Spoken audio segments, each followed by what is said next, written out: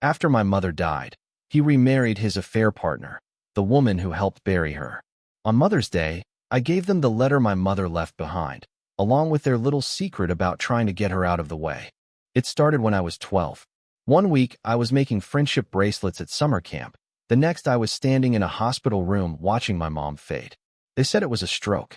Sudden, devastating, unpreventable. I didn't understand most of the words they used. Only that one day she was laughing at my jokes, and the next she couldn't speak. She died 4 days later. My dad cried at the funeral. I clung to my grandmother. The house got quiet in a way I didn't know how to fill. Her clothes stayed in the closet for months. Her garden wilted. The dog waited by the door. She never walked through again. 6 months after she died, my dad introduced me to Vanessa. She's been helping with the PR side of the company, he said. Brilliant woman. You two will get along. She had perfect teeth and perfectly toned arms and spoke in a voice that sounded like everything she said was a compliment, even when it wasn't. I tried. At first, I really tried. I helped her carry her bags inside when she started staying over. I complimented her cooking, even when she put raisins in the salad. I sat beside her at dinner parties, smiling while she told stories about her travels that always ended with a lesson about working hard and aiming high. She moved in after a year, brought her designer furniture, her reed diffusers that smelled like hotel lobbies, her framed inspirational quotes. She changed the living room paint from warm yellow to cool gray and replaced the family photos with abstract art. It opens up the space, she said. She started calling herself my bonus mom. Posted pictures of us baking cookies or decorating the tree with captions like #blended family #luckygirl. I liked the cookies. I hated the captions. I kept my head down. Got straight A's. Took AP classes. Joined clubs. Did everything I was supposed to do. Vanessa bragged about me like I was a designer handbag she found on sale. My dad just nodded along, proud of his little genius. No one noticed when I stopped laughing. Not really. Not like I used to. My father threw me a party for my 18th birthday, the kind of event people post on Instagram with captions like unforgettable night and #grateful. I smiled in every picture, wore the silver dress Vanessa picked out, and made sure not to roll my eyes during the toast where my dad called me the light of his life. The venue was a rooftop downtown, with fairy lights and monogrammed napkins and a jazz trio that didn't take song requests. My name was everywhere. On the cake, on the banners, even on the drink menu. Ava's apple spritz, which no one actually ordered. Vanessa beamed through it all like she was the one turning 18. She wore a red gown that sparkled under the lights and clung to Dad's arm, like she was afraid someone might separate them. She whispered to guests like every word she spoke was precious, and they laughed like they agreed. She called me sweetheart in front of everyone and handed me a Cartier box like it was something meaningful. I opened it, smiled, thanked her. The diamond bracelet fit perfectly. She always got the sizes right. I played my part. I always did. After the last of the guests left and the jazz trio packed up their instruments, I stood at the edge of the rooftop and stared out over the city. My city, though no one knew that yet.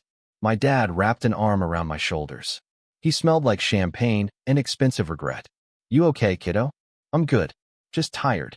He nodded, satisfied. Vanessa waved from across the room, her phone already in her hand, probably uploading pictures from the night. I didn't say anything more. Didn't mention the way my hands were still shaking or the weight of the envelope in my purse. The one I'd retrieved from the bank that morning, the one my mother had left for me 3 years ago. I didn't say anything because I had spent the past 3 years learning how to keep secrets. No one noticed when I stopped laughing. Not really. Not like I used to. Then came my 15th birthday. Vanessa threw a brunch at the country club and gave me a tablet preloaded with productivity apps. My grandmother, my mom's mom, gave me a simple box wrapped in newspaper. Your mother left this for you, she said. Inside was a letter in my mom's handwriting, folded around a small silver key. I didn't open it. Not right away. I stared at it for a long time, then hid it inside a sketchbook I never used. 3 months later, my grandmother died in her sleep. I found the letter again the night Vanessa told me I couldn't go to my art show because it overlapped with a networking dinner. It's important, she said. Real people will be there. Potential mentors. You can always do another show. My dad agreed. He always agreed. That night, I sat on my bedroom floor and opened the letter. It was short. If you're reading this, it means I couldn't wait. There's a box in First Horizon Bank. The key is yours. So is the truth. I stared at those words until they blurred. Then I went to the closet and found the sweater my mom used to wear in the mornings, the one that still smelled like her even though I hadn't let myself believe that for years. The next morning, I skipped school and went to the bank. The manager recognized me. He had white hair and a kind voice. She said you'd come one day, he told me. He led me into a private room, unlocked a small metal box, and slid it across the table. Inside was a USB drive, a stack of papers, and another envelope with my name on it. The letter was longer this time. It started with memories. My first steps. My love for peaches. The way I used to twirl when I wore dresses. Then it shifted. I know you probably don't trust anyone right now. That's okay. But you need to know the truth. About your father. About Vanessa. About what really happened. She wrote that she had started getting suspicious months before her stroke. She didn't feel right after certain meals. She'd hired private doctors. Paid for her own tests. The results were strange. Elevated levels of something she couldn't pronounce. Metals. Chemicals not commonly found in normal food. One doctor suggested environmental exposure. Another mentioned possible tampering. Then she found the hotel receipts. Vanessa's name wasn't on them. But the dates lined up. So did the locations. So did the credit card charges my father couldn't explain. I didn't want to believe it. But the more I looked, the more it all made sense. There were copies of everything. Labeled, dated, organized with terrifying precision. My mother had been building a case. Even as her body failed her, her mind kept working. She wasn't just dying. She was preparing. I don't know how much you'll understand right now. Maybe all of it. Maybe none.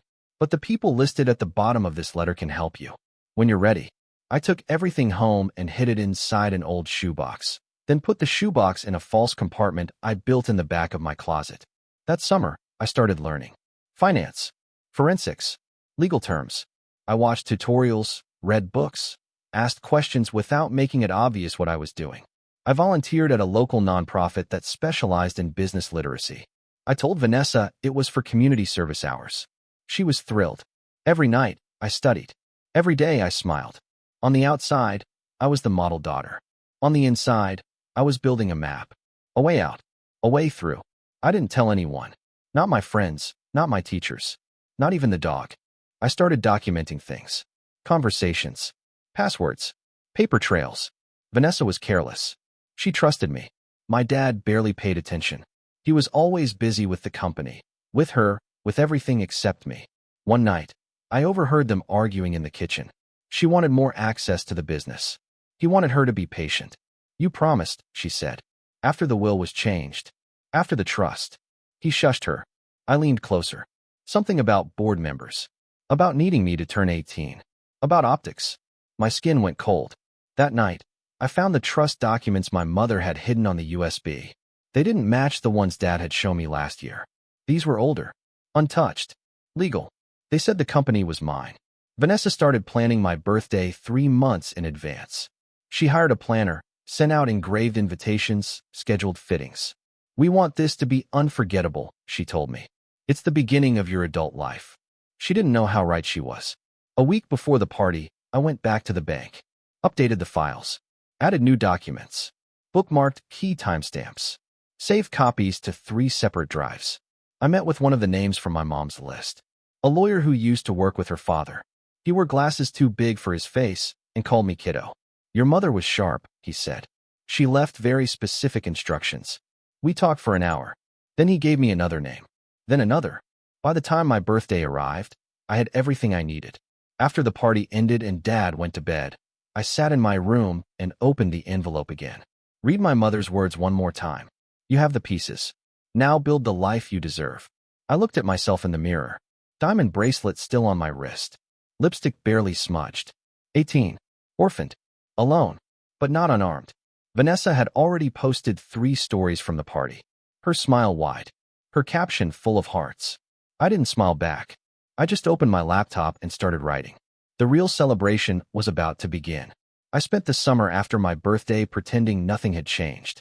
Pretending I was just another rising senior prepping for college apps. Letting Vanessa drag me to meet and greets and brunches where she whispered behind her wine glass that I needed to network like a woman who means business. She said that a lot. Usually when there were other women around who intimidated her. I let her believe she was molding me. I let my dad believe he was guiding me. I kept the diamond bracelet. I wore it to every one of their boring events, not because I liked it, but because it reminded me who I was dealing with. Vanessa loved people who listened and nodded, so I listened and nodded. I let her call me her daughter. I let her say it in front of crowds, into microphones, at panels where she pretended to care about mentorship and philanthropy. Raising a brilliant young woman, she'd say. She's my why. She didn't know the only thing she was raising was my awareness. I still remember the exact moment I stopped seeing my father as my father. It was a Thursday in July. Late afternoon. Vanessa was out getting her hair done, and he was in his study, on a call. I'd brought him iced tea. That's what he liked in the summers, strong and unsweetened, just the way Mom made it. I didn't say a word when I placed it on his desk. He didn't even look up, just nodded toward the tray. But then he said it, clear as glass. Yes, the revised trust goes into effect as soon as Ava signs. She thinks it's a college preparedness document. Vanessa will walk her through it. I stood there frozen, still holding the tray, my fingers digging into the wood. He chuckled into the phone. No, she has no idea. That's the beauty of it. I backed out of the room like a ghost. That night, I added a new folder to my hard drive. I labeled it Final Phase. The next week, I met with the lawyer again, this time at his office downtown. He introduced me to a forensic accountant. Her name was Nira. She had silver-streaked braids and eyes that missed nothing. When I shook her hand, she looked at me like I was older than I was. Your mom did good, she said. She showed me how to read cash flow like a story, how to trace assets across shell companies, how to spot the places where numbers didn't add up. It wasn't glamorous. It wasn't fast. But it was addictive. Every night, after Vanessa went to bed and Dad shut off his office lights, I stayed up documenting everything. Every wire transfer. Every strange invoice. Every trip Vanessa claimed was for business, but showed up under personal expenses. I traced money like veins through a body, each one feeding something bloated and hidden. Some nights, I slept for 2 hours. Some nights, not at all. I was tired, but I was never tired enough to stop. Vanessa's adoption idea came late August. She brought it up over brunch, mid-mimosa, casual as a weather report. You know, I've been thinking, she said, stabbing a piece of cantaloupe. It's kind of silly that you're not legally mine. We're a family. What if we made it official? My dad looked up from his phone. That's a beautiful idea. I smiled, nodded, bit into my toast. Inside, I was screaming.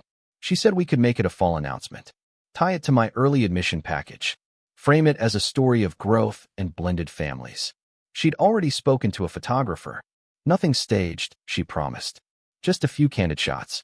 You and me, mother and daughter. I excused myself to the bathroom, locked the door, stared at my reflection until the edges of the world stopped spinning.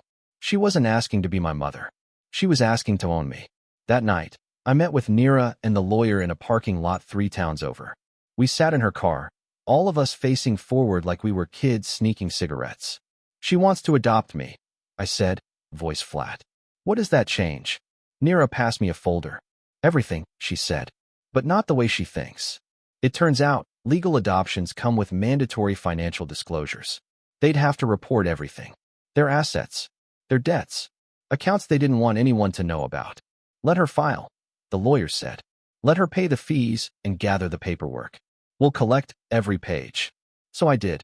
I smiled when she gave me the forms. I hugged her when she cried at the notary appointment. I said, I love you too, when she whispered it into my hair. All lies. All theater. All useful. Fall came fast. School started. I applied to colleges I had no intention of attending.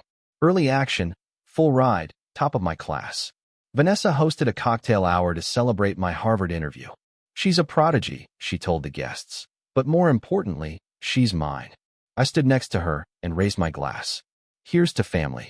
Everyone clapped. I went to my room and threw up. October 12th. My mother's birthday. I took the day off from school. Told Vanessa I was meeting with a counselor. Instead, I went back to the bank and sat in that same quiet room where I first read her letter. I opened the files again. Read every word. Rewatched the video messages she'd left. There weren't many. Just a few. Her face thinner each time. Her voice softer. But always her. You were never meant to be anyone's pawn, Ava. You're mine. And I made sure you'd be ready. That night, I printed a new copy of the report. Bound it in leather. Gave it a title, Inheritance. I wrapped it in silver paper and tucked it into the back of my closet. 2 weeks later, I saw Vanessa's phone light up while she was in the shower. Curiosity got the better of me. I picked it up. The name on the screen made my blood run cold. R. The message was short. Just 3 words. Miss you tonight. I didn't recognize the number, but I recognized the pattern. The same one my mom had found. The same trail. I snapped a photo. Then I did something that made my hands shake for an hour after. I replied, "Can't. She's watching me." 3 dots. Then, soon.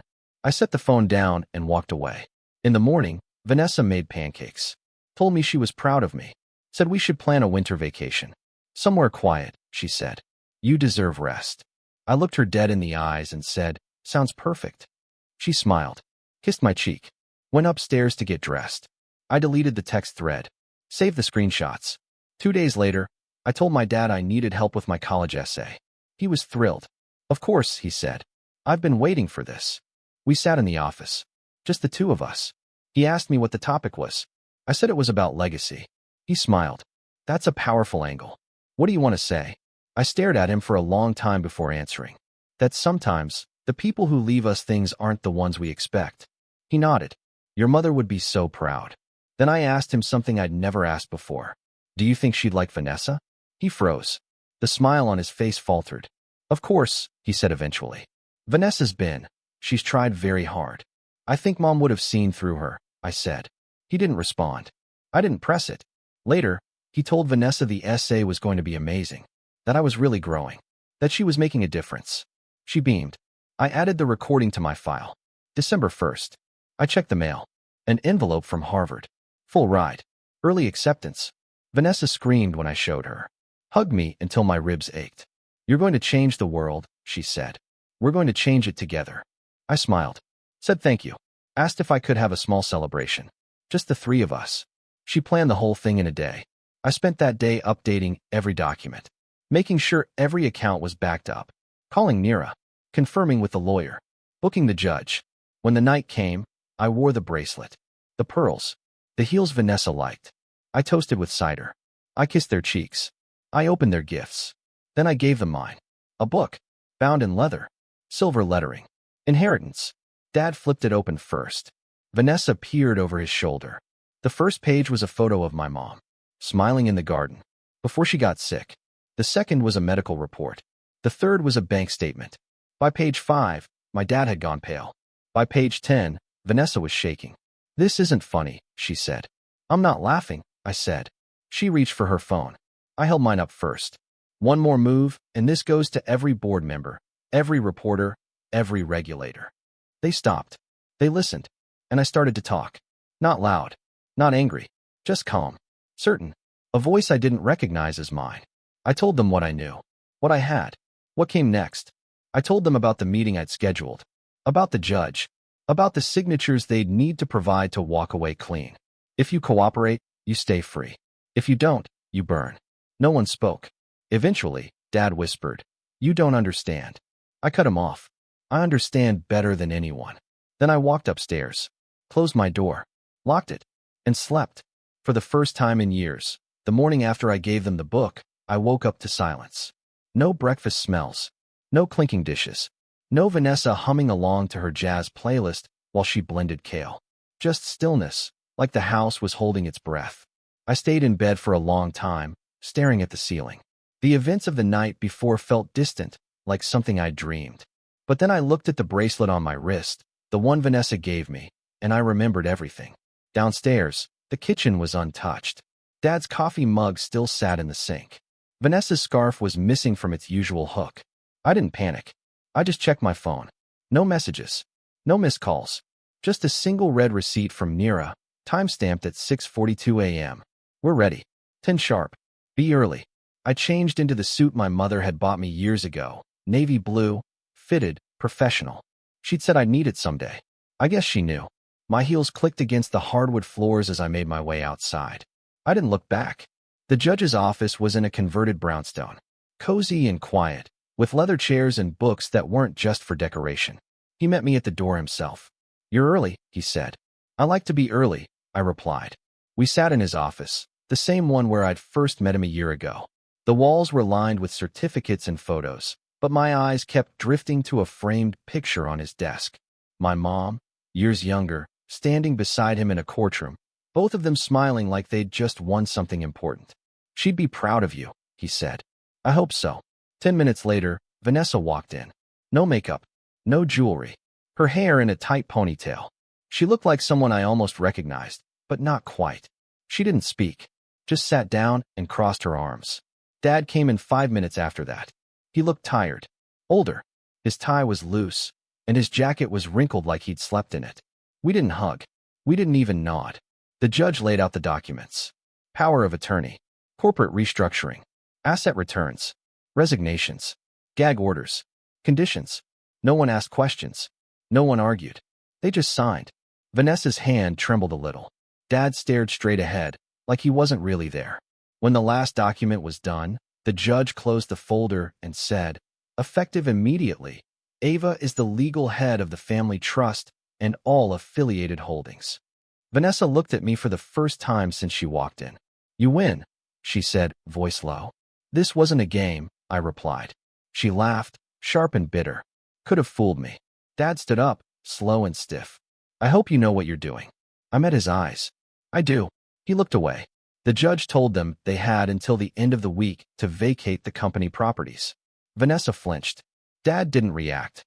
On the way out, I caught a glimpse of myself in the mirror hanging in the hallway. Same face, same eyes, but I looked like someone else. Not older, just clearer, like all the noise had finally settled. I spent the next few days in the office, meeting after meeting after meeting. Board members, legal teams, PR strategists, financial advisors. Most of them treated me like a novelty at first, a teenage girl in charge of an empire. They smiled politely, spoke slowly, like I might not understand. But then I started asking questions. Sharp ones, specific ones, questions only someone who had done the homework could ask. After that, they stopped smiling. They started listening. Nira came on as my personal advisor. She didn't baby me. She didn't praise me. She just handed me folders and said, "You need to read this by noon." The lawyer joined as general counsel, quiet and fierce, protective in a way that didn't feel suffocating. I moved into the corner office my father used to claim. I didn't redecorate. I wanted it exactly as he'd left it, the photos, the golf trophies, the fake plants. Every time I sat at his desk, I remembered the iced tea I'd brought him, the call I'd overheard. I never forgot. I didn't move back home. Too many ghosts. Too much pretending. Instead, I found a small apartment downtown. Nothing fancy, just clean lines and quiet. A place that felt like mine. I filled it with things my mom would have liked. Books, plants, a record player. I bought a yellow rug for the living room, like the one she used to lie on with me when I was little. Some nights, I played her favorite songs and danced barefoot in the kitchen. Other nights, I stared at the ceiling again, wondering what she'd say if she were still here. Would she be proud? Would she be scared? Both, maybe. Vanessa disappeared for a while. No texts, no calls, no Instagram posts, just silence. Then one day, I got a call from Nira. They found her. Where? Miami. She'd tried to access one of the offshore accounts, the ones I'd flagged months ago. She'd walked right into the trap we set. FBI picked her up at a luxury condo. She was wearing designer sunglasses and carrying a bag that probably cost more than my apartment. She spent 2 nights in holding before her lawyer cut a deal. Cooperation in exchange for freedom. Supervised return. No press. She came back with bleached hair and a hollow look in her eyes. We met once. In the office. She was there as a consultant, though she had no real authority. She sat across from me in the conference room, clutching a paper cup of coffee she never drank. "I didn't think you'd go through with it," she said. "I didn't think you'd underestimate me," I replied. She looked out the window. "Your mom always said you were the smart one." I didn't answer. She turned back to me. "I loved her, you know." I stared at her. "Is that what you call it?" She flinched. The meeting ended 5 minutes later. She never asked for another. My dad filed for divorce a month later. Abandonment and infidelity. I saw the paperwork before Vanessa did. She called me the next morning. "You're ruining everything." "No," I said. "You did that yourself." She didn't call again. The settlement was brutal. She got almost nothing. She threatened to expose the company's secrets. We reminded her that every secret started with her name. She went quiet again. I didn't celebrate. There was no victory lap, no champagne, just a long, deep breath I hadn't realized I'd been holding. It wasn't justice. Not really. But it was something. A start. I kept looking into my mom's death. I couldn't stop. I hired independent labs, specialists, toxicologists, people who could look at old samples in new ways. The results were always the same. Unusual, inconclusive, troubling, but not damning. Not enough to prove anything. Not enough to accuse anyone. Just enough to make me wonder if I was losing my mind. One night, I sat on the floor of my apartment and went through every file, every photo, every note she'd ever left me. I read her last journal again. They say intuition is a form of memory. Maybe that's all I have left. I stared at that line for a long time, wondering if maybe justice was always going to be just out of reach. The company changed. Slowly. Then all at once. We restructured departments, replaced leadership, made transparency our brand. Clients came back. Old friends called. New investors paid attention. They didn't care about my age. They cared about results. And results were what I gave them. I worked 16-hour days. I read every report, attended every meeting, made every decision. I wasn't perfect, but I was present. Fully. Always. People stopped calling me a prodigy. They started calling me the boss. It took 6 months for me to return to the house. I didn't go inside. I just stood at the edge of the driveway and looked at the garden. Wild and overgrown now. No more meditation stones. No more white furniture. Just weeds and sunlight. I left a single yellow rose on the front step. Then I walked away. Sometimes I dream about her. She's always in the kitchen, wearing the sweater I used to sleep with under my pillow. She doesn't speak, just smiles. The kind of smile that makes everything feel like it might be okay again. I always wake up crying, and I never apologize for it. One evening, I found a letter tucked into the pages of her old journal. I must have missed it somehow. It wasn't long, just one sentence. One day, you'll understand that strength isn't about revenge, it's about endurance. I read it twice, then 3 times. Then I folded it and put it in my wallet. It goes with me everywhere now. I never gave Vanessa a Mother's Day gift. Not until the year after the company became mine. Then I sent her a single photo. It was of my mom, standing in her garden, laughing. Hands dirty, hair a mess. Pure joy. The note said, "Thinking of you today." She never responded.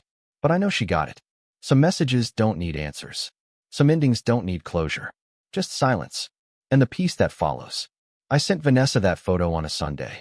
By Monday morning, I was in a board meeting reviewing quarterly projections and trying not to think about the way my mother smiled in that picture. Some things you don't let yourself dwell on.